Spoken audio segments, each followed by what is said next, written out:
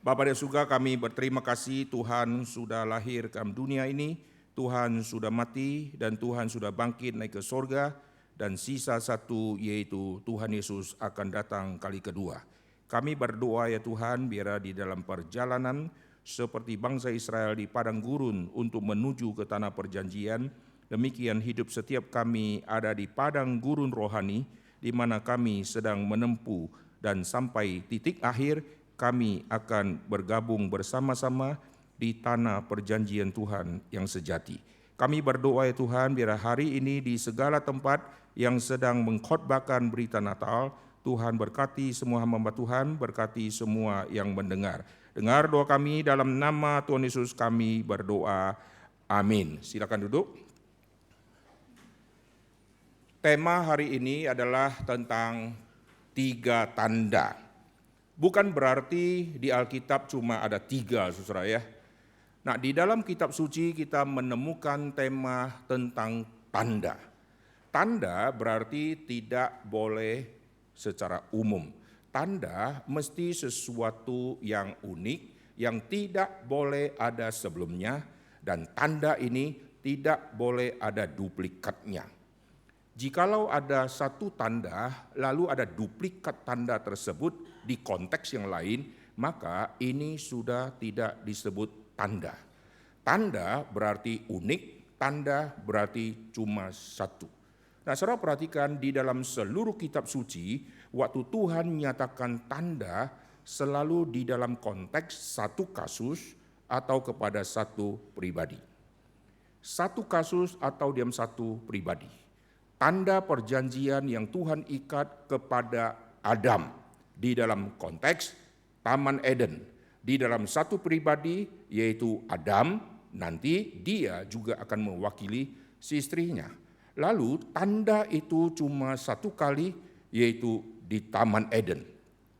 Lalu kepada Nuh Tuhan ikat perjanjian di dalam konteks air bah, di dalam konteks dirikan bahtera, di dalam satu pribadi yaitu Nuh, dan dia akan mewakili anggota keluarganya dan dia akan mewakili seluruh bumi. Saudara perhatikan selalu kepada satu tokoh dan cuma satu kali. Lalu tanda juga dilakukan Tuhan kepada Abraham di dalam konteks sunat, kepada satu tokoh Abraham, satu konteks yaitu sunat. Nanti melalui Abraham dia mewakili seluruh keturunannya yang nanti harus disunat. Lalu setelah itu tanda Tuhan nyatakan kepada zaman Musa kepada satu orang yaitu Musa, dan Musa akan mewakili seluruh bangsa Israel di dalam konteks Gunung Sinai yaitu turunnya 10 hukum. Tuhan nyatakan tanda lagi di dalam zamannya Daud, yaitu Daud yang akan mewakili seluruh keturunan Yehuda, yaitu tunas dari tunggul Isai. Akan lahir seorang yang disebut Mesias. Saudara perhatikan Tuhan ikat perjanjian di dalam konteks Daud, di dalam konteks tata, di dalam konteks raja. Cuma satu orang, satu kasus, lalu dia mewakili semua. Tidak ada satu tanda yang diulangi kepada satu orang berkali-kali kecuali kepada Tuhan Yesus. Saudara perhatikan di dalam hidup Tuhan Yesus, kelahiran dia ada tanda, kematian dia ada tanda, lalu kebangkitan dia ada tanda. Setelah dia bangkit, dia naik ke sorga juga ada tanda. Nanti Roh Kudus turun juga ada tanda. Hari kedatangan Tuhan Yesus kali kedua juga ada tanda. Tapi hari ini kita akan memfokuskan 3 tanda, yaitu kelahiran, lalu kematian, lalu kebangkitan. Waktu Yesus sudah bangkit, Yesus akan naik ke sorga, lalu ada kalimat yang muncul, apa yang kau lihat, cara yang kau lihat, Yesus yang naik dengan cara yang sama, dia akan turun. Itu tanda kenaikan Tuhan Yesus ke sorga. Lalu Yesus sudah berkata, kamu tunggu di Yerusalem, nanti akan ada tanda.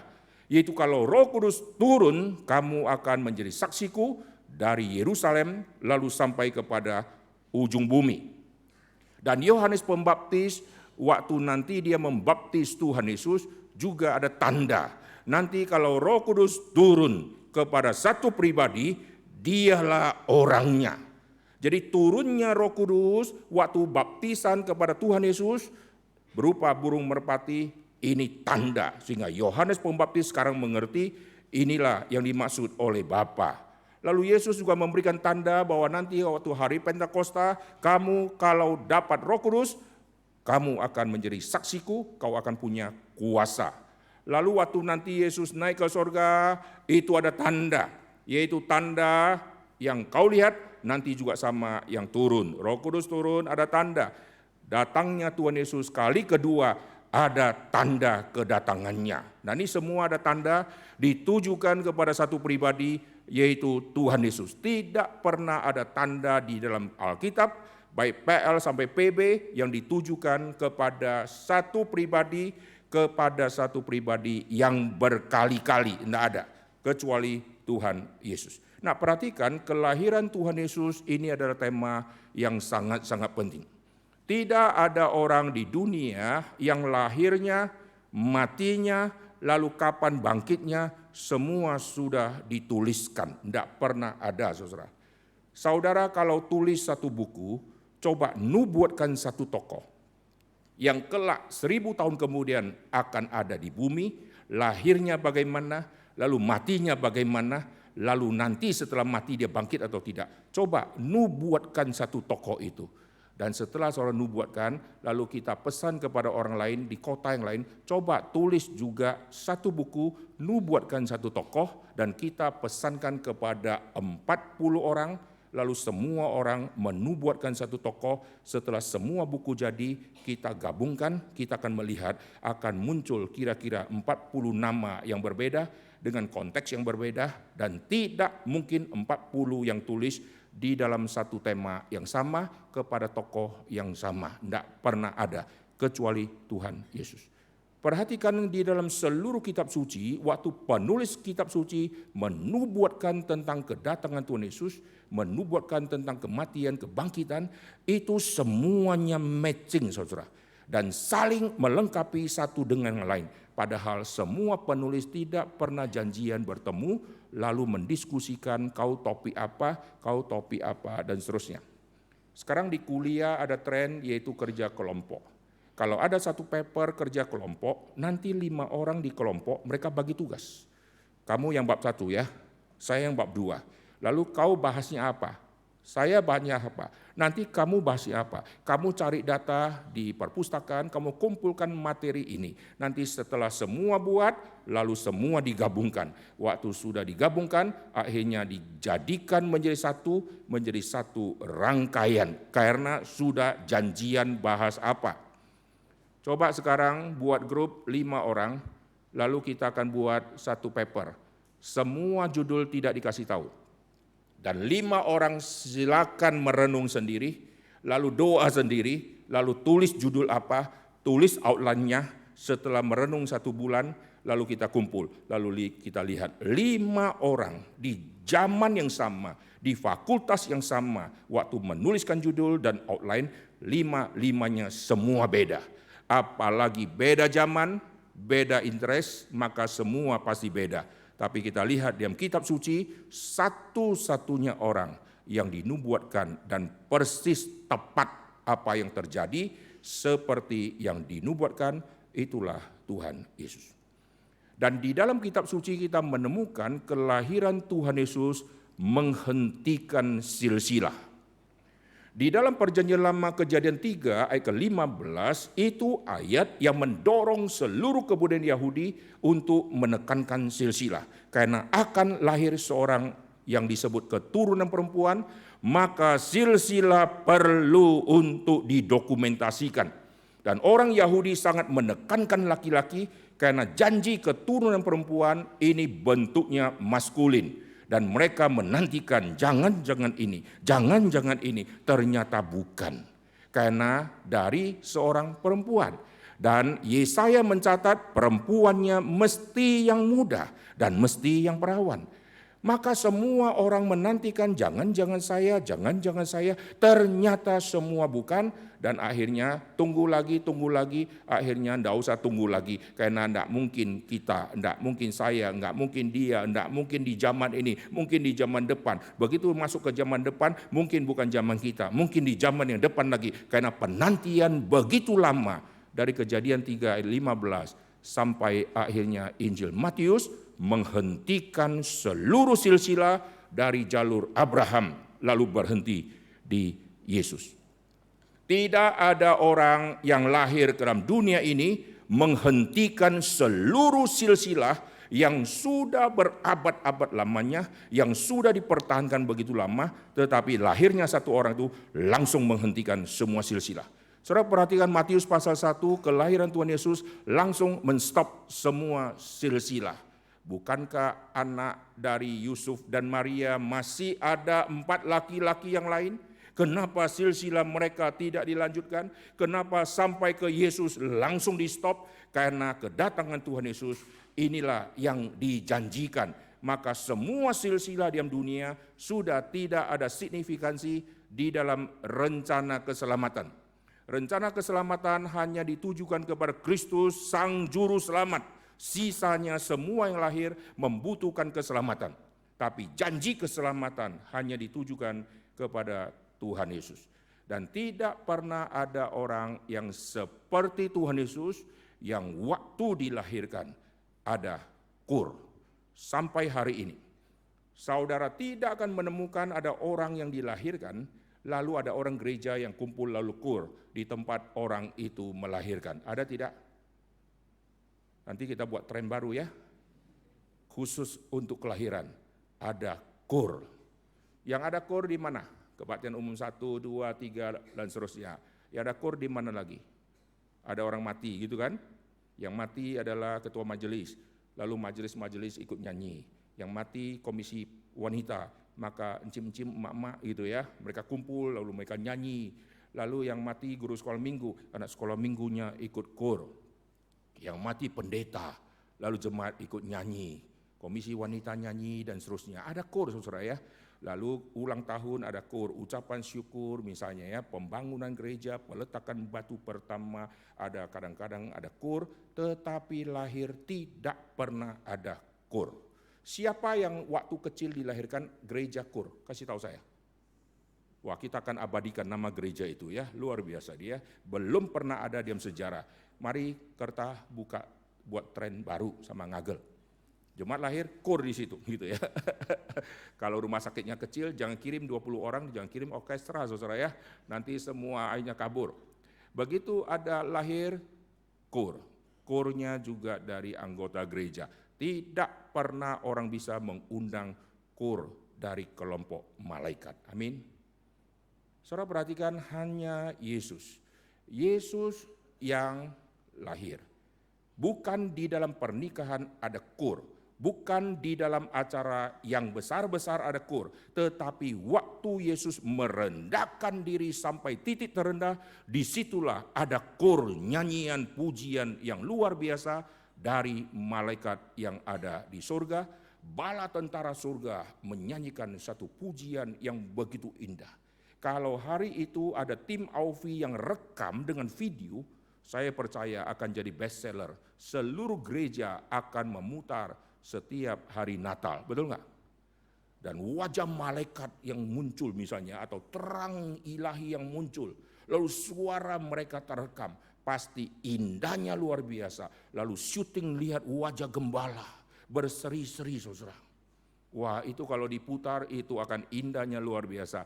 Tetapi waktu itu belum ada dokumentasi, yang ada hanya kitab Lukas mencatat situasi pada saat itu terjadi seperti apa. Nah, perhatikan satu-satunya tokoh yang waktu mau dilahirkan ada terjadi peristiwa yang sangat-sangat unik yang tidak pernah ada di tokoh manapun. Nah, hari ini kita akan menyoroti 3 tanda yang sangat penting. Tanda yang pertama adalah tanda kelahiran. Di dalam dunia ini banyak anak-anak yang dilahirkan ada tanda di tubuh dia. Akhirnya orang-orang dari agama tertentu, mereka coba memikirkan kenapa ada anak yang lahir, lehernya kok ada hitam. Kenapa mukanya kok ada tompel sedikit? Kenapa ada sayatan seperti bekas disayat, padahal waktu dilahirkan tidak ada sayatan apa-apa? Kenapa ada tanda yang menyertai seorang bayi? Ada apa ini?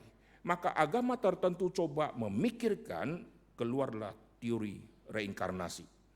Teori reinkarnasi menjawab tema ini dengan berkata, orang itu dulu pernah hidup. Mungkin dia lakukan kejahatan, mungkin dia kena golok, sehingga ada bekas luka, dan sekarang dia dilahirkan kembali, maka bekas luka itu dibawa ke dunia yang sekarang. Lalu kenapa ada tompel?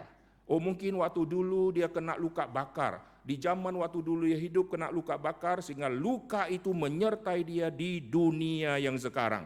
Akhirnya orang dengar, orang mengerti, maka selesailah perdebatan. Kita tidak usah cari barang bukti lagi, tidak usah salahkan mama dan papa, pokoknya dulu orang ini pernah hidup. Nah itu salah satu cara orang menjelaskan ada tanda di kelahiran. Tetapi yang Yesus tidak bicara tanda tompel atau luka bakar atau luka sayatan. Di kelahiran Tuhan Yesus ada tanda yang tidak pernah ada di setiap manusia manapun.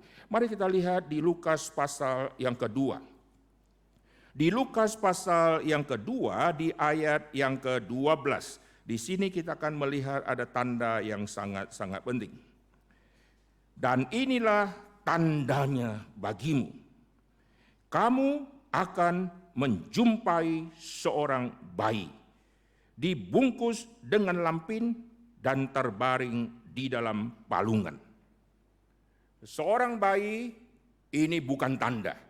Karena banyak bayi yang hari itu juga dilahirkan, kalau kita lihat di seluruh dunia, setiap detik, setiap menit ada kelahiran. Hari ini kalau anak kita lahir bukan berarti satu-satunya kelahiran yaitu anak kita. Di belahan bumi yang lain juga ada orang yang sedang melahirkan. Jadi seorang bayi ini bukan tanda. Seorang bayi dibungkus dengan lampin. Ini juga bukan tanda. Tetapi apa maksudnya tanda? Tanda ini harus satu paket. Seorang bayi, oke, kalau hanya seorang bayi, bayinya harus laki-laki, oke, tetapi tidak boleh hanya berdiri sendiri seorang bayi laki-laki. Dia harus dibungkus dengan lampin, tapi tidak boleh hanya dibungkus dengan lampin, harus disertai dengan satu tanda yang tidak pernah ada, yaitu harus terbaring di palungan. Jikalau 3 syarat ini, seorang bayi, bayinya kalau perempuan, terbaring di palungan, pasti bukan. Dan tidak mungkin ada bayi yang lain yang terbaring di palungan. Bayinya harus laki-laki dan bayinya harus dibungkus dengan lampin dan bayinya terbaring di palungan. Nah menarik kenapa lampin ini disebut saudara. Di dalam kebudayaan Yahudi, di dalam kitab Yehezkiel, bayi-bayi yang lahir dibungkus dengan lampin. Dan yang dibungkus dengan lampin adalah bayi-bayi yang dari keluarga yang biasa. Kalau seorang raja mempunyai seorang anak, maka mungkin akan dibalut dengan kain lenan atau kain sutra, kain yang sangat mahal. Lampin kain yang sangat murah di zaman dulu. Jadi seorang bayi bisa sampai dibungkus dengan lampin harus melewati beberapa tahapan. Bayi yang lahir harus dipotong tali pusarnya. Dan itu tugas Yusuf. Saya nggak ngerti cara dia potong seperti apa, saudara ya. Dia harus potong tali pusar. Ini dicatat di dalam kitab Yehezkiel. Seorang bayi dilahirkan, tali pusar harus dipotong, lalu nanti bayi akan dibersihkan dengan air. Air akan membersihkan bayi itu, setelah air membersihkan, bayi akan diolesi dengan garam. Ini semua ritual pembasuhan kepada bayi. Setelah semua selesai, baru dibungkus dengan lampin, digendong oleh mama, dibawa pulang taruh di kasur. Tidak pernah setelah digendong mama ditaruh di palungan. Maka palungan adalah tanda yang sangat-sangat penting. Mengapa palungan menjadi tema yang sangat-sangat penting? Dan mengapa palungan ini berhubungan dengan tanda? Orang-orang zaman dulu mengerti palungan adalah tempat yang disiapkan untuk taruh makanan, palungan disiapkan untuk taruh minuman. Dan di tempat palungan itulah nanti binatang akan makan dan binatang akan minum. Apa yang dia makan, habis. Dia makan lagi, habis. Ditaruh lagi, habis. Dikasih minum, habis lagi. Apa yang dia makan, dia terus akan makan. Apa yang dia minum, dia terus akan minum. Dan tidak pernah akan puas-puas karena perlu makan terus. Yesus dilahirkan di Bethlehem. Bethlehem artinya rumah roti. Saya percaya di Bethlehem mungkin dulu tempat bakery yang sangat banyak. Tempat roti, ada roti, orang makan, lapar lagi. Orang makan, lapar lagi. Maka tokonya pasti laku, saudara. Tetapi tidak ada roti hidup. Begitu Yesus lahir, maka Bethlehem ada roti hidup yang nanti waktu mereka makan Tuhan Yesus, tanda petik makan Tuhan Yesus, dia tidak perlu makan lagi karena sekali makan dia akan beroleh hidup yang kekal. Nah, demikian di dalam catatan Lukas tentang palungan, tentang makan, tentang minum, saudara. Dan Yesus berkata, padaku ada makanan yang kamu tidak kenal. Dan Yesus mensuplai makanan, inilah tubuhku. Dan Yesus mensuplai minuman, minumlah darahku. Dagingnya roti, darahnya itulah minuman. Jadi saudara perhatikan di palungan itu ada tanda. Nanti semua domba-domba disebut kau sehat atau tidak, kau hidup atau tidak, tergantung kau makan atau tidak, kau minum atau tidak. Demikian juga dengan kita, kalau kita disebut dombanya Kristus, kita disebut hidup atau tidak, kalau kita bersatu diam kematian dan kebangkitan Kristus, kita makan tanda petik dagingnya atau tubuhnya Tuhan Yesus, atau kita minum darahnya Tuhan Yesus atau tidak. Jikalau tidak, kita tidak akan hidup. Jikalau iya, kita akan hidup di dalamnya. Maka palungan adalah tanda yang sangat penting. Di dalam perjanjian lama, palungan juga adalah tempat di mana nanti makanan disiapkan, lalu domba akan makan, binatang akan makan, lalu palungan disiapkan air akan minum, dan di palungan itulah binatang akan berkelamin. Jadi di lokasi itulah akan terjadi reproduksi, akan terjadi berkembang biak, yaitu di daerah palungan situ. Dan binatang sering diikatkan dekat dengan palungan, sehingga nanti dia bisa makan di palungan yang sudah disiapkan oleh si pemilik atau si gembala. Sehingga dia makan di situ, yang binatang lain diikat dekat palungan sana, dia makan di situ, sehingga bisa diatur. Kalau binatang ini besar, porsinya gede, kasih banyak. Yang ini porsi kecil karena binatangnya kecil. Dan di palungan-palungan seperti itulah di situ tempat binatang berkelamin. Jadi kalau kita lihat semua tema palungan, selain kita yang nanti akan makan daging atau tubuh Tuhan Yesus dan minum darahnya, kita dituntut untuk reproduksi. Amin. Tidak ada orang yang sudah diselamatkan, yang sudah bersatu dalam kematian dan kebangkitan Kristus, lalu tunggu saatnya mati, lalu masuk surga. Tidak ada itu. Maka Yesus sebelum naik ke surga, Yesus perintahkan kepada murid untuk tunggu di Yerusalem. Karena nanti akan jadi saksi, saudara. Jadi sekarang kita on the way untuk menuju ke surga. Dan Yesus sudah ke surga. Sebelum Yesus ke surga, dia memerintahkan akan Roh Kudus turun dan kamu akan jadi saksi. Sekarang kita sedang on the way untuk menuju ke surga. Tugas kita adalah diutus menjadi saksi. Amin.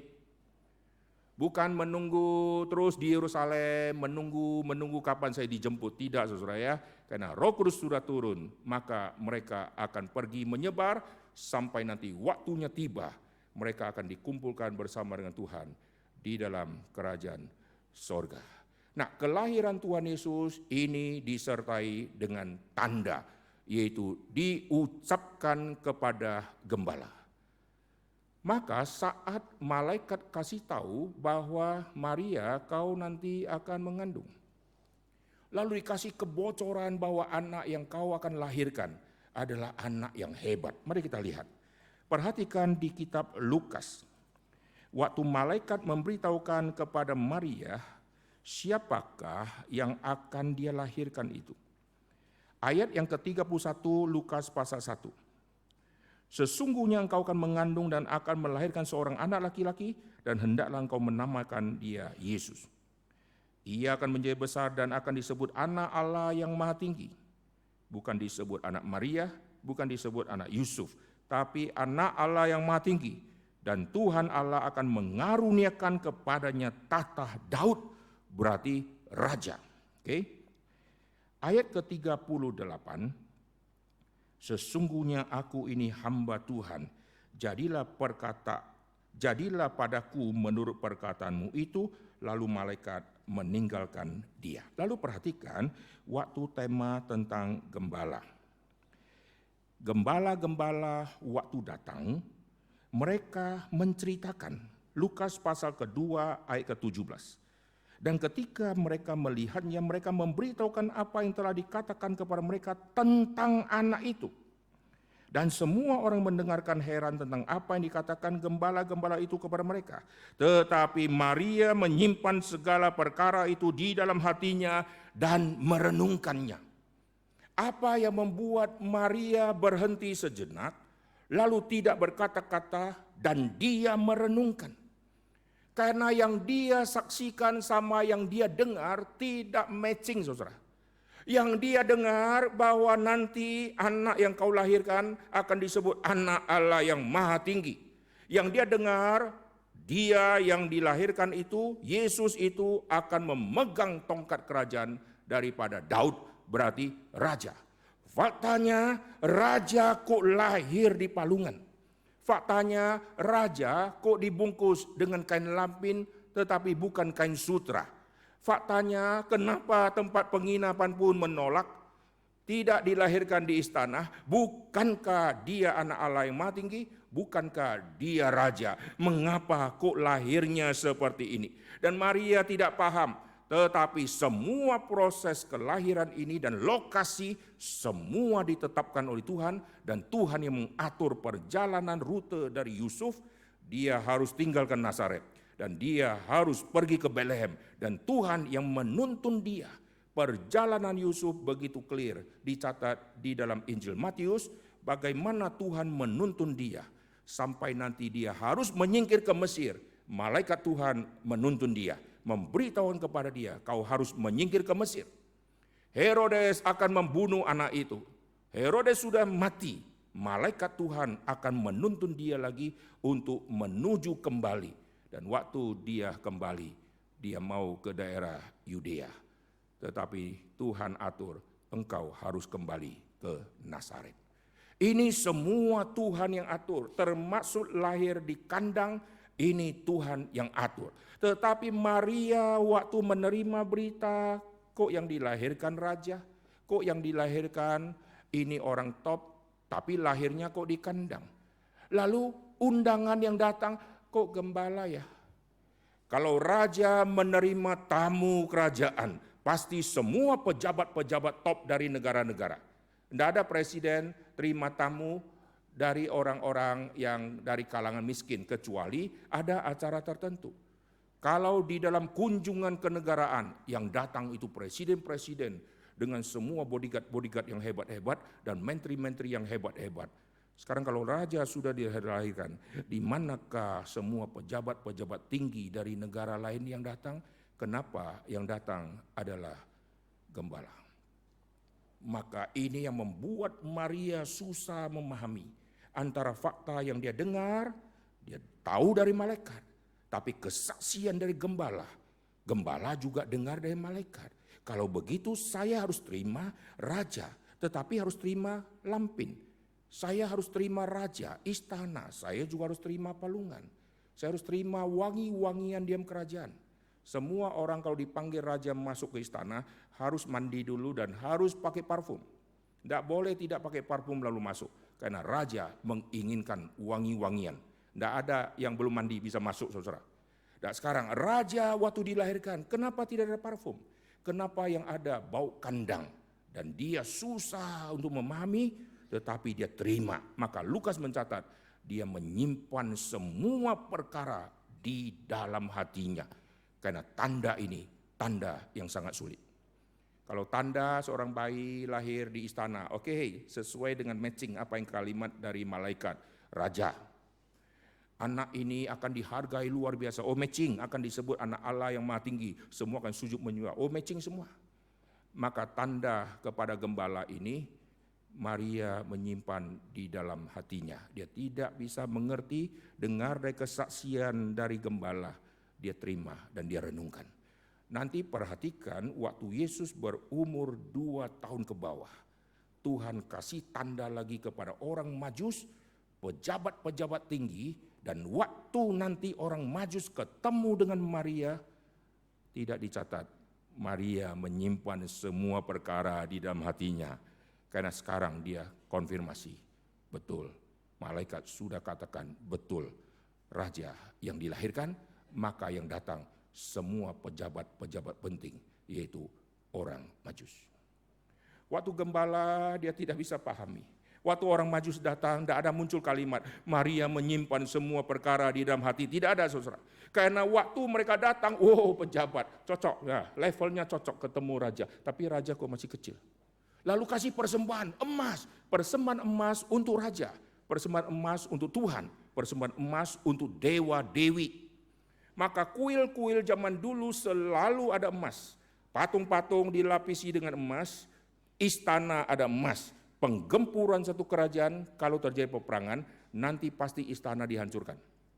Begitu istana dihancurkan, semua emas-emas akan diambil, kuil-kuil akan dihancurkan, karena lapisan emas yang melapisi patung-patung itu mahal luar biasa. Emas pemberian kepada raja, emas pemberian kepada Tuhan, emas pemberian kepada dewa-dewi, dan emas ada di tempel-tempel, di kuil-kuil, dan emas ada di bait suci. Maka bait suci dihancurkan, semua emas diambil. Sekarang persembahan emas tidak dikasih ke Raja Herodes, persembahan emas tidak dikasih ke bait suci cocok terima emas, Herodes cocok terima emas, tetapi emas kasih kepada Yesus, karena Yesus Raja. Disitulah saya percaya Maria sekarang mengerti. Menunggu sampai 2 tahun kurang, karena Yesus waktu dilahirkan sampai nanti perjumpaan dengan orang Majus, Yesus sudah berumur 2 tahun ke bawah. Waktu Yesus dilahirkan, muncul para gembala, Maria menyimpan semua di dalam hati. Dan Tuhan menyingkapkan setelah 1 tahun lebih kemudian, barulah dia paham. Banyak doktrin di Alkitab, hari ini kita tidak bisa paham, maka tenang. Jangan gembar-gembor di medsos. Alkitab ada kesalahan, lihat bukti ayat ini sama ayat ini. Kenapa kontradiksi? Bukan kontradiksi, kau kurang simpan perkara di dalam hati. Karena mungkin setahun kemudian kau akan mengerti. Orang kalau baru baca sedikit langsung sudah medsos gitu ya. Lalu baru dengar khotbah 1 kali lalu sudah kepo-kepo. Padahal dia belum merenungkan, dia belum menunggu timing Tuhan. Sampainya Tuhan membukakan pikiran dia. Oke, itulah tanda pertama yang sangat unik, yaitu bayi laki-laki, dia terbaring dan dibungkus dengan lampin dan dipalungan. Ini harus klop semua. Kalau sudah bayi laki-laki, belum cukup. Sudah dibungkus dengan lampin, belum cukup. Terbaring di mana? Harus di palungan. Karena ini unik. Sampai hari ini, tidak ada orang yang duplikat seperti itu. Oh, saudara berkata, ada. Di desa sana ada orang miskin yang anaknya lahir, taruh di palungan, tetap tidak matching. Karena anak itu punya mama dan papa yang sudah nikah. Yesus lahir dari Maria dan Yusuf yang belum nikah, masih tunangan, dan Maria hamil, Yesus dilahirkan bukan dari hubungan suami istri. Meskipun kelak ada bayi yang dilahirkan taruh di palungan, tetap beda karena Yesus dari keturunan perempuan. Maka ini tanda yang unik. Perhatikan tanda yang kedua. Tanda yang kedua adalah tanda kematian. Tanda kematian ini Yesus nyatakan. Di malam perjamuan yang terakhir, Yesus sudah memberitahukan satu rahasia bahwa akan ada penyiksaan yang dia alami. Dia berkata, inilah tubuhku yang kupecahkan bagimu. Oh, kalimat ini saya senang sekali. Kenapa? Karena bagi orang Yahudi, mereka yang berinisiatif untuk menghabisi Tuhan Yesus. Bagi orang Romawi, mereka berjasa ikut andil di dalam menghabisi Tuhan Yesus. Tetapi dari kacamata Tuhan, Yahudikah, Romawikah, Yudaskah, semua tidak ada andil sama sekali. Karena Yesus berkata, aku yang memecahkan tubuhku. Tubuh Yesus bukan dipecahkan oleh cambuk dari orang Romawi. Cambuk orang Romawi kalau mencambuk Tuhan Yesus, kalau saat Yesus mati belum tiba, maka cambuknya tidak akan menggoresi tubuh Tuhan Yesus. Tapi kalau saatnya sudah tiba, bersamaan dengan cambuk itu, Yesus memecahkan tubuhnya. Karena keselamatan tidak ada jasa manusia, keselamatan murni dari Tuhan. Maka cambuk itu jasa manusia, tapi Yesus yang pecahkan itu adalah anugerah dari Tuhan dan pengorbanan Tuhan Yesus. Dan Yesus sudah membocorkan ada penyiksaan yang luar biasa dan Yesus akan dipaku. Nah, perhatikan tanda kematian Tuhan Yesus tersembunyi di Matius pasal ke-12. Mari kita lihat. Di dalam Matius pasal yang ke-12, disinilah Yesus mengutarakan tema tentang tanda. Pasal yang ke-12, saya akan baca di ayat ke-38. Pada waktu itu berkatalah beberapa ahli Taurat dan orang Farisi kepada Yesus, "Guru, kami ingin melihat suatu tanda daripadamu." Tapi jawabnya kepada mereka, "Angkatan yang jahat dan tidak setia ini menuntut suatu tanda, tetapi kepada mereka tidak akan diberikan tanda selain tanda Nabi Yunus. Sebab seperti Yunus tinggal di perut ikan 3 hari 3 malam, demikian juga Anak Manusia akan tinggal di rahim bumi 3 hari 3 malam." Saudara perhatikan, ini tersembunyi tema tentang kematian dan sekaligus tema kebangkitan. Nanti kita singgung. Perhatikan ayat 41, pada waktu penghakiman orang-orang Niniwe akan bangkit bersama-sama angkatan ini dan menghukumnya juga. Sebab orang-orang Niniwe ini bertobat setelah mendengarkan pemberitaan Yunus, dan sesungguhnya yang ada di sini lebih daripada Yunus. Perhatikan waktu bicara tentang kematian, Yesus mengkaitkan dirinya dengan satu tokoh di dalam Perjanjian Lama. PL begitu banyak tokoh, kenapa pilih yang Yunus?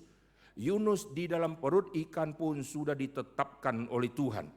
Dan lamanya di perut ikan juga sudah ditetapkan karena nanti hidupnya Yunus akan ditipologikan dengan Tuhan Yesus. Yunus seorang yang tidak taat, lalu dia naik kapal, dia tidur. Yesus taat, Yesus pernah naik kapal atau perahu dan Yesus tertidur. Tidurnya Yesus sama tidurnya Yunus ini beda konteks. Tidurnya Yesus di dalam rangka misi dan ketaatan Yesus. Tidurnya Yunus di dalam rangka tidak taat dan melarikan diri. Dan tidurnya Yunus di saat kebencian dia kepada orang-orang yang non-Yahudi yang akan diselamatkan. Tidurnya Tuhan Yesus di dalam rangka mengunjungi banyak domba-domba Kristus, baik dari Yahudi maupun dari non-Yahudi. Hidup Tuhan Yesus diparalelkan dengan hidup Yunus. Kalau Yunus yang tidak taat khotbah ke Niniwe, Niniwe yang kau anggap jahat semua bertobat. Hei kau orang Yahudi, kau orang suci, kenapa yang Yesus yang taat waktu khotbah, kok kau tidak bertobat? Maka kau lebih jelek dari kota Niniwe. Nah, ini sindiran yang sangat penting, dan apa yang Yunus alami dalam perut ikan dikaitkan dengan yang Yesus alami di dalam rahim bumi. Nah, ini menarik, saudara perhatikan ya. 3 hari 3 malam, Yesus dikaitkan 3 hari 3 malam, tanda petik. Ini bukan bicara hurufiah 3 kali 24 jam. Tetapi ini bicara tipologi. Yesus berkali-kali katakan, hari ketiga aku akan bangkit. Yesus tidak pernah kaitkan 3 hari 3 malam kecuali di dalam temanya Yunus karena ini tipologi. Ini perbandingan. Kalau perbandingan, kita tidak boleh hitung secara hurufiah, harus tepat 3 kali 24 jam. Di dalam hidup kita, kita sering memakai kalimat kesimpulan dan bukan kalimat yang real. Contoh, saudara kenalan sama satu orang, saudara tanya dia, kamu umur berapa? Dia jawabnya apa? 21 tahun, 20 tahun. Itu tidak tepat, saudara. Saudara mesti cek di kalkulator dulu toh. Hitung tanggal lahir sekian, sekarang tanggal sekian, berarti 20 tahun, 13 hari, 23 jam, 3 detik gitu ya. Begitu ngomong selesai, detiknya sudah loncat lagi saudara ya. Orang kedua tanya, Bapak tadi umur berapa? Kita harus kalkulasi lagi, karena detiknya sudah lain saudara. Kalau mau tepat ya setengah mati saudara ya. Berapa yang hadir kemarin di KKR Pak Tong? Saudara mesti hitung, kayak di airport. Saya kadang lihat orang airport tuh lucu kali, kenapa tidak hitung yang kosong saja, kepala dia sengaja arahin nggak mau tembak saudara ya. Hitung orang dulu, pramugari itu loh. Saudara lihat nggak waktu dia jalan, ada 2 kepala aja, cek. Dia kan tahu kalau jumlah kursi 130, tinggal dia hitung yang kosong saja toh. Kalau kosongnya 3, ya udah tinggal dikurangi, nanti yang hadir berapa. Kenapa? Lama benar. Lucu ya, nggak tahu filosofinya apa ya. Kalau saudara jadi pramugari, coba dirombak. Hitung yang kosong saja. Ini dihitung. Nah, sekarang, kemarin GBK di Indonesia area berapa yang hadir? Siapa yang tahu persis? Saudara bilang, saya sudah hitung selesai. Misalnya ya, 13.839. Begitu selesai ngomong, datang 2 orang lagi. Saudara harus hitung lagi. Ada 2 orang. Ternyata waktu 2 orang datang, masih ada 3 orang di mobil, saudara. Tidak pernah kita bisa yang namanya tepat. Saudara isi bensin berapa liter? 20 liter. Saudara pernah cek betul tidak itu 20 liter? Tidak, saudara. Nah, saudara perhatikan waktu bicara 3 hari 3 malam, ada orang berkata, lihat, wah, Yesus dilahirkan, lihat, ada tanda. Yesus waktu mau mati, lihat ada tanda. Yang waktu mau mati tidak masuk akal, yang lahir tidak masuk akal. Mana ada bayi dibungkus, dilampin, dibaringkan di palungan, orang tua macam apa itu? Lalu 3 hari 3 malam dikalikan, berarti Yesus tidak bangkit di pagi-pagi di hari Minggu. Orang Kristen salah dan seterusnya ya. Nah, lihat apa yang terjadi, hidup Tuhan Yesus diparalelkan dengan yang Yunus. Ini tanda kematian dan tanda kebangkitan. Mari kita lihat kitab Yunus pasal yang kedua. Perhatikan di Yunus pasal yang kedua, di ayat yang kedua. Ini doa Yunus dari dalam perut ikan. Ayat kedua, dalam kesusahanku aku berseru kepada Tuhan dan Ia menjawab aku. Dari tengah-tengah dunia orang mati aku berteriak dan Kau dengar suaraku.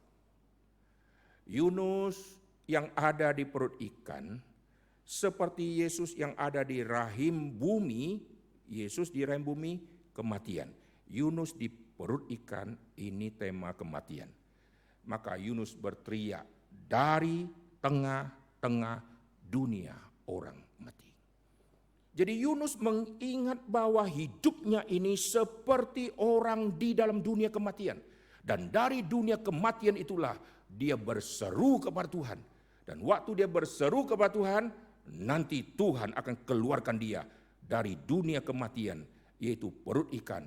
Dan Alkitab catat, dia dimuntahkan. Mari kita lihat di pasal kedua ayat ke-10. Lalu berfirmanlah Tuhan kepada ikan itu, dan ikan itu pun memuntahkan Yunus ke darat. Jadi keluarkan dia dari dunia kematian, lalu dia sekarang ada di darat. Dan nanti dia akan masuk ke Niniwe. Nah, perhatikan ya, 3 hari 3 malam sudah di dalam perut ikan, maka tubuh Yunus, kulit Yunus pasti sudah rusak. Karena ada zat di tubuh ikan, di perut ikan yang akan keluar untuk menghancurkan semua makanan yang sudah ditelan. Dan Yunus kulitnya pasti sudah sobek-sobek, sudah luka-luka dan sudah bau amisnya luar biasa. Ada orang yang pergi menangkap ikan, waktu mereka berburu ikan besar, lalu waktu dapat mereka belah dan mereka lihat makanan-makanan yang pernah dimakan, termasuk pernah kunyah atau pernah telan manusia karena ada kecelakaan, mungkin kapal kah atau pesawat kah, waktu dilihat bekas-bekas apa yang dimakan, satu persatu sudah hancur karena enzim di dalam perut itu menghancurkan semua. Lambung ikan itu akan menghancurkan semua yang masuk ke dalamnya. Yunus kulitnya pasti sudah sobek-sobek, tapi waktu dia dimuntahkan, perhatikan, dia berjalan ke Niniwe. Tidak pernah ada satu ayat yang kita baca, larilah orang Niniwe melihat ngerinya tubuhnya, kulitnya terkelupas, hidungnya sobek-sobek. Tidak ada, saudara. Heran, dia bisa berkhotbah keliling ke kota-kota sampai orang kota tidak lari.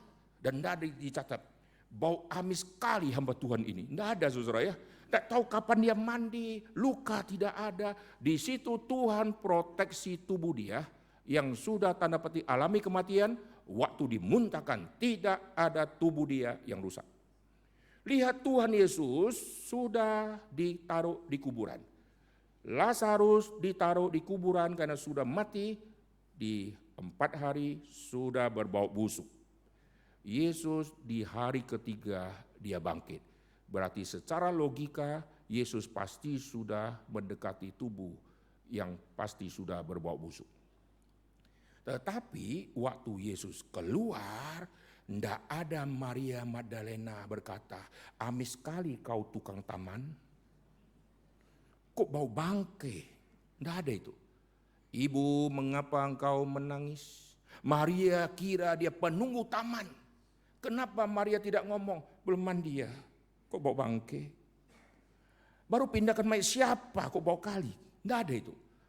Waktu nanti Yesus berjumpa dengan para murid, tidak ada satu kalimat yang muncul, Yesus ada bau busuk, dan tidak ada satu ayat yang menyatakan murid-murid jijik melihat Tuhan Yesus. Padahal Yesus sebelum dimatikan mukanya tidak seperti manusia lagi. Dan muka yang tidak seperti manusia lagi sekarang sudah di dalam kuburan, dan hari ketiga dia keluar pasti sudah bengkak-bengkak. Saudara kalau lihat orang yang mati, begitu dia sudah mati di rumah sakit, lalu saudara hadir di kebaktian perkabungan di Adijasa, lihat lagi mukanya sudah buncit gede karena formalin. Saudara bandingkan sama sebelumnya waktu mati masih biasa, sekarang kok kayak begini, mengerikan saudara. Ditambah lagi dandanannya yang over, saudara ya. Ini hitam kayak mau ke pesta siapa gitu ya. Mengerikan, saudara ya. Dan bayangkan, Yesus waktu keluar dari kubur, mukanya tidak seperti manusia lagi. Setelah hari ketiga dia keluar, lebih tidak seperti manusia kan, betul? Dan semua pasti lari. Tapi Alkitab tidak pernah catat. Larilah murid-murid dan lari pontang-panting, ngeri, saudara. Alkitab catat, Yesus menampakkan diri kepada lebih dari 500 orang sekaligus. Tidak ada satu komplain yang berkata, ngeri kali lihat Yesus. Tubuh Yesus yang sudah dilukai, lalu kepala yang sudah dilukai dengan duri, muka yang sudah dihajar bonyok-bonyok, gitu kan? Semuanya sembuh. Sisa 3 yang disisakan. Perhatikan. Kenapa ada sisa luka 3 yang ditinggalkan? Karena satu perkara baru sah jika ada 2 atau 3 saksi. Thomas orang yang sangat pintar. Thomas berkata apa? Coba kita lihat. Thomas orang yang pintar sekali, saudara ya. Karena dia mengerti konteks. Lihat di Yohanes pasal yang ke-20. Saudara sabar ya, hari ini khotbah agak panjang karena khotbah Natal, mesti tunggu tahun depan lagi, saudara. Yohanes pasal yang ke-20, lihat di ayat yang ke-24. Tetapi Thomas, seorang dari ke-12 murid itu yang disebut Didimus, tidak ada bersama-sama dengan mereka ketika Yesus datang ke situ. Maka kata murid-murid yang lain kepadanya, kami telah melihat Tuhan. Tetapi Thomas berkata kepada mereka, sebelum aku melihat bekas paku pada tangannya, dan sebelum aku mencucukkan jariku ke dalam bekas paku itu, dan mencucukkan tanganku ke dalam lambungnya, Thomas minta 2 saksi. Jikalau hanya yang luka di tangan, enggak. 1 perkara akan sah jikalau ada 2 saksi. Maka Thomas menuntut 2 saksi. Nah, perhatikan kematian Tuhan Yesus dengan luka yang begitu banyak, darah yang begitu banyak, luka yang begitu banyak, begitu bangkit tidak ada satu orang merasa jijik, berarti semuanya sembuh, dan yang disisakan ada 3, yaitu bekas paku di tangan, bekas paku di kaki, dan luka yang ada di lambung. 1 perkara akan sah jika ada 2 atau 3 saksi. Nanti 3 luka ini muncul secara berdua. Karena 2 sudah sah. Mari kita lihat Yohanes pasal yang ke-20. Kepada rasul-rasul yang sedang berkumpul, Yesus tunjukkan 2 saksi ini. Yohanes pasal ke-20, lihat di ayat ke-19. Ketika hari sudah malam pada hari pertama minggu itu, berkumpullah murid-murid Yesus di suatu tempat dengan pintu-pintu yang terkunci karena mereka takut kepada orang-orang Yahudi. Pada waktu itu datanglah Yesus dan berdiri di tengah-tengah mereka dan berkata, damai sejahtera bagi kamu. Dan sesudah berkata demikian, ia menunjukkan tangan dan lambungnya. Dia kasih saksi ini kepada mereka yang berkumpul. Dan hari itu Thomas tidak ada. Dan Thomas berkata, kalau 2 macam itu aku belum lihat dan belum tusuk-tusuk, aku tidak akan percaya. Dan Yesus kasih kepada Thomas. Coba bayangkan ya, seluruh luka Tuhan Yesus sembuh 100%. Thomas tetap jadi ateis. Wah, luar biasa ya. Kalau semua luka tubuh ini semua sembuh, semua rasul masih terus berkabung dan mereka tidak akan percaya. Kenapa 3 macam luka ini sangat penting? Yohanes mencatat komposisi tangan sama lambung. Kita lihat dulu komposisi kedua 2 saksi. Nanti saya akan bahas kenapa 3 luka ini sangat penting. Kita lihat di Injil Lukas pasal yang terakhir. Coba lihat. Lukas pasal yang ke-24. Tadi Yohanes komposisi tangan dan lambung. Lukas komposisi tangan dan kaki. Ayat yang ke-39, lihatlah tanganku dan kakiku. Yesus tidak berkata, lihatlah lubang mahkota duri, lihatlah cambukan ke-100. Tidak ada itu. Tanganku dan kakiku. Aku sendirilah ini. Ayat ke-40, sambil berkata demikian, ia memperlihatkan tangan dan kakinya kepada mereka. Nah, ini versinya Lukas memunculkan 2 luka. Versinya Yohanes memunculkan 2 luka. Digabung semua ada 3 luka. Nah, ini saksi tentang kematian. Dia dimatikan dengan dipaku tangan dan kaki, dan dia dimatikan dengan ada bekas luka yang ada di lambung, dan dia bangkit membawa sisa luka tadi, karena ini adalah tanda kematian dan tanda kebangkitan. Kenapa luka ini sangat penting? Karena semua orang yang pernah dipaku di atas kayu salib, endingnya pasti mati. Dari zaman ke zaman semua yang disalibkan mati, tidak pernah bisa keluar jalan-jalan lagi. Kalau keluar jalan-jalan lalu mengaku, akulah dia yang dipaku, mungkin kembarannya. Salah satu cara mengecek, mana bekas luka yang kau terima? Akulah dia yang kemarin dipaku mati, mana bekas lukamu? Oh, sudah sembuh? Nah, mungkin tidak pernah ada orang yang bisa sembuhkan luka di dalam waktu cuma berapa hari. Lalu kalau semua orang datang mengaku, tapi tidak ada bukti luka itu, tidak mungkin. Karena setelah dipaku, digantung, tidak mungkin bisa turun dan tidak ada orang yang turunkan dia.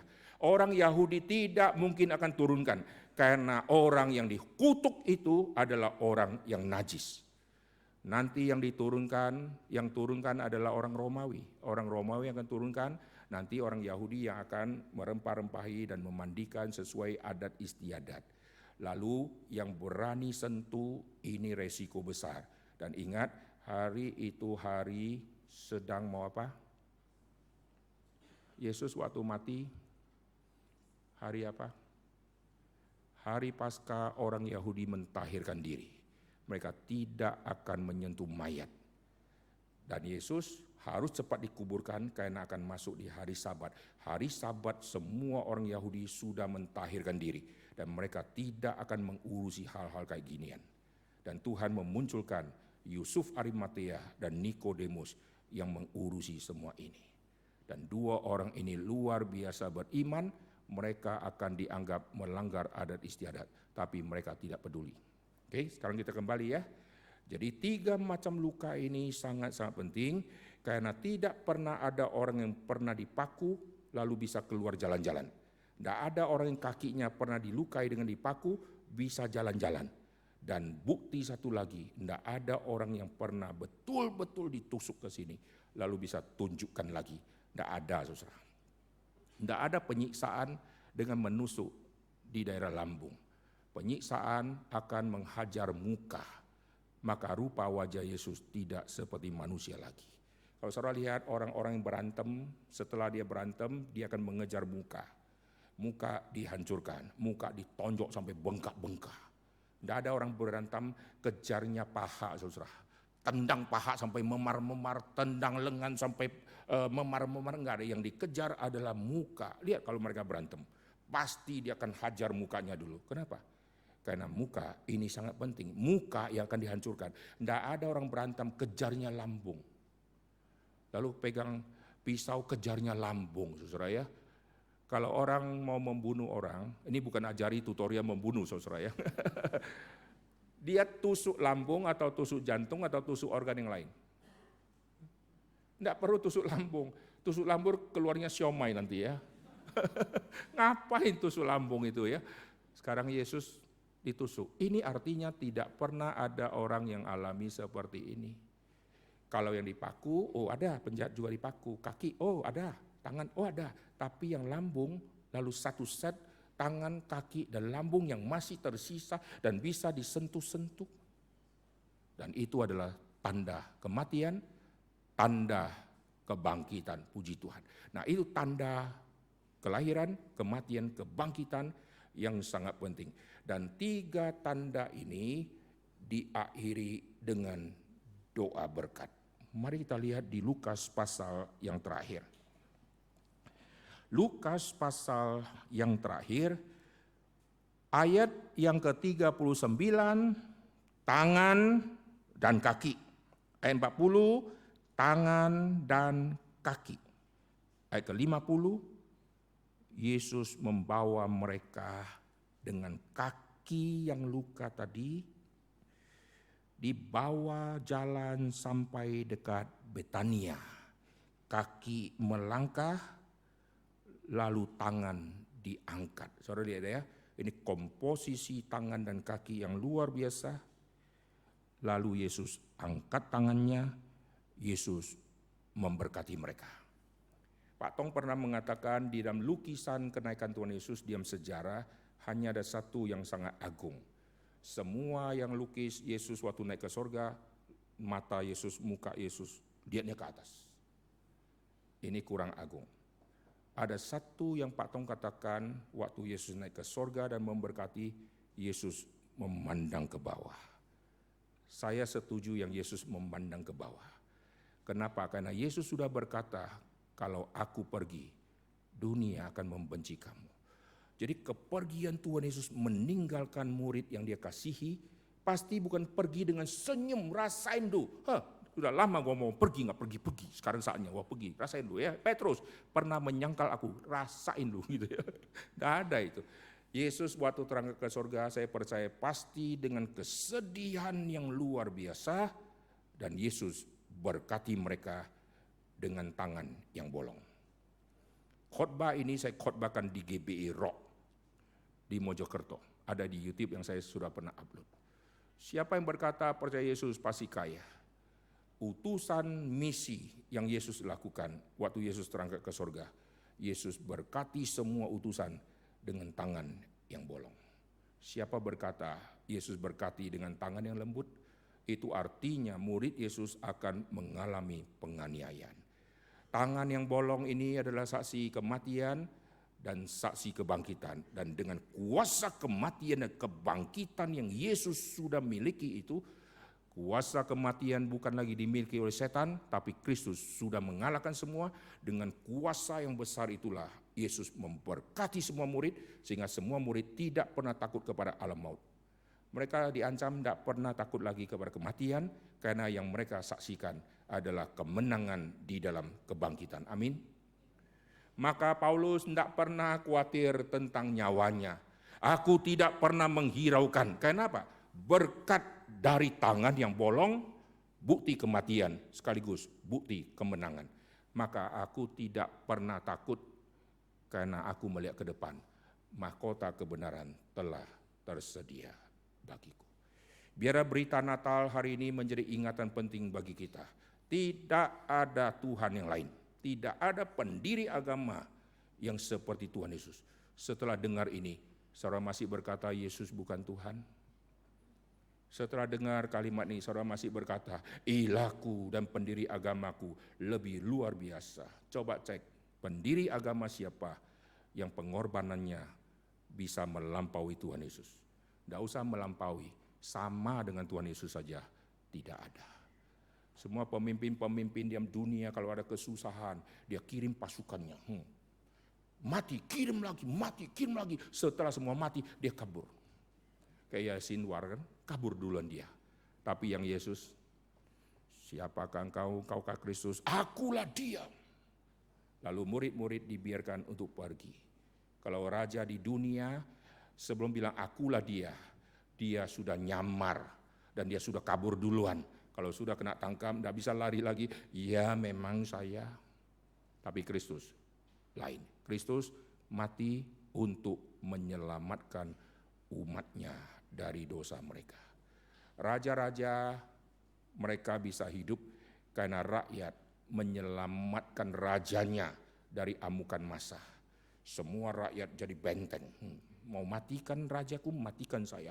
Maka semua prajurit itu jadi bemper, jadi sansaknya itu ya. Jadi itu tempat untuk orang tembak. Tembak dua kena mati, tembak kena. Terus ada berapa ratus orang, berapa ribu orang untuk membentengi si raja. Setelah semua mati, hanya raja tidak bisa lari lagi. Raja ditangkap. Tapi yang Yesus lain. Yesus yang ada di depan, lalu semua yang lain, semua ada di belakang. Mari kita berdoa. Bapa di surga, kami berterima kasih untuk firman yang sudah kami dengarkan ini. Kami bersyukur untuk pengorbanan Tuhan Yesus lahir, mati, dan bangkit, dan untuk semua yang sudah kami dengarkan ini. Dan kami bersyukur untuk cinta kasih Tuhan Yesus yang setelah mati dan setelah bangkit, Yesus mencari kawanan domba yang tercerai-berai. Yesus mengumpulkan mereka dan mempersiapkan mereka untuk nanti diutus menjadi utusan-utusan misi Tuhan. Kami bersyukur Tuhan tidak marah, Tuhan tidak meninggalkan domba-dombanya, tetapi Tuhan memberikan belas kasihan merubah mereka yang pernah melawan Tuhan, yang pernah mengecewakan Yesus, tetapi mereka menjadi prajurit dan tokoh-tokoh iman yang luar biasa, sehingga seluruh sejarah mengingat semua karya rasul-rasul, semua karya murid-murid Tuhan Yesus, baik yang dicatat namanya maupun yang tidak dicatat namanya. Karya mereka terus tersebar sampai ke ujung bumi. Sehingga kami bisa melihat di Indonesia ada gereja, di belakang tempat-tempat yang jauh yang terpencil ada gereja, di gunung, di lembah ada gereja. Injil Kristus sudah tiba di tempat yang jauh. Kami berterima kasih kepada anugerah Tuhan dan belas kasihan Tuhan. Oleh sebab itu hamba-Mu berdoa biar di hari di mana kami rayakan Natal di tahun 2024 ini, Tuhan membuat kami semakin beriman kepada Tuhan dengan tidak lagi goncang untuk menerima Kristus sebagai Tuhan dan Juru Selamat. Dengar doa kami dalam nama Tuhan Yesus kami berdoa. Amin.